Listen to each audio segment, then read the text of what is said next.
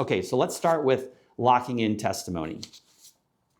In order to lock in testimony at a deposition, you have to ask what we call closing questions. Those are crucial to lock in a witness. And the best way I can explain this to you is to give you an example. Question, have you ever talked to John?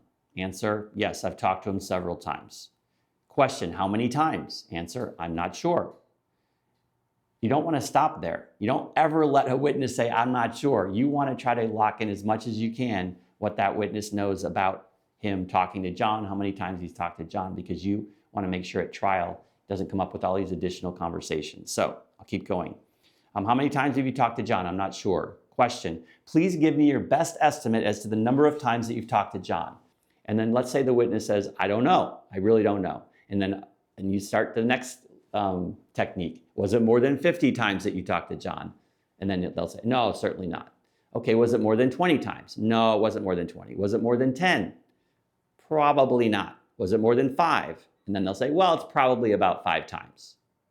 Then you have to ask your closing question on this line. What is your closing question? And I'm asking closing questions throughout my entire deposition. I'm always waiting for an opportunity to ask a closing question. And the time to ask it is when you have a witness that has finally narrowed it down in their mind and their testimony as to a specific bit of testimony, and you want to lock them in. So in this case, I would say more than 5. He'd say probably about 5 times. My closing question is, so your best estimate is that you talked to John approximately 5 times, and they say yes.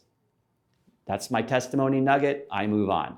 If at trial, they get on the stand and they say, I've talked to John over 100 times.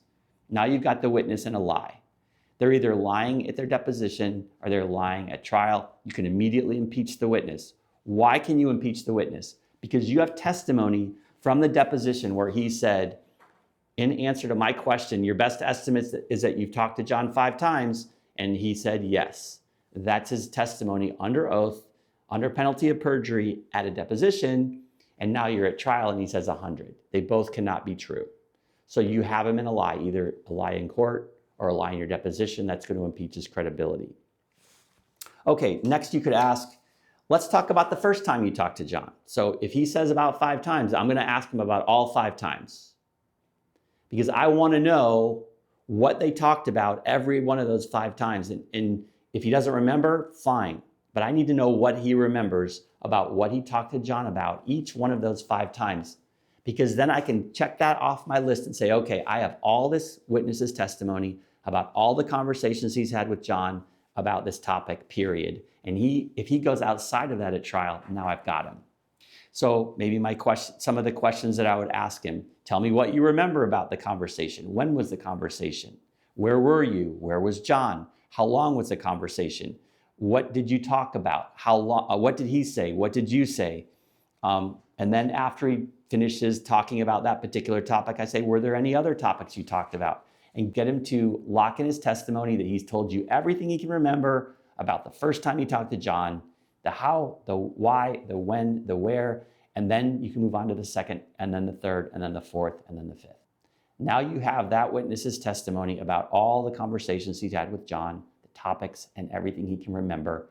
And the closing question on these would be, have you now told me everything that you remember talking to John about during conversation 1? And you can ask the same one for 2, 3, 4, and 5. Now you have that testimony locked in. If he gets into trial and goes rogue on you, you have the testimony from the deposition, and you can either impeach him with it, or you can show that he lied in his deposition. Another key thing for your depositions in terms of locking in testimony is sometimes people have this theory that I have a bit of information that is going to harm this person's testimony or harm the case in general. I'm going to hold it back. I'm going to wait until trial and spring it on him at trial. Well, Musante talks about this. And Musante's theory is never hold surprises back for trial. And the question is, well, why not? Why should I not hold back this damaging piece of testimony for trial? And Musante's response is, most cases settle before trial. 95 to 96% of cases settle before trial. So if you never use that bit of the surprising, harmful, damaging testimony at the deposition, you may never be able to use it. You won't be able to use it for the purpose of settlement. You won't be able to use it to leverage a better settlement for your client because you're holding it back. Musante's theory is if you consider the benefits and the disadvantages of holding back damaging testimony, in his mind, 90 to 95% of the time, it does not help you in the long run to hold back testimony. So if you have something, you can spring it on them at their deposition. You can get their response before they've had a chance to kind of, work through it with their lawyer. Then people say, well, now they're going to be ready for it at trial. They will. They'll be ready for it at trial. The good part about doing it in a deposition is you will be able to get their response on the record at their deposition, and then you can read that at trial, because remember, deposition is trial. So don't worry about losing the effect of the surprise, because you will have the surprise.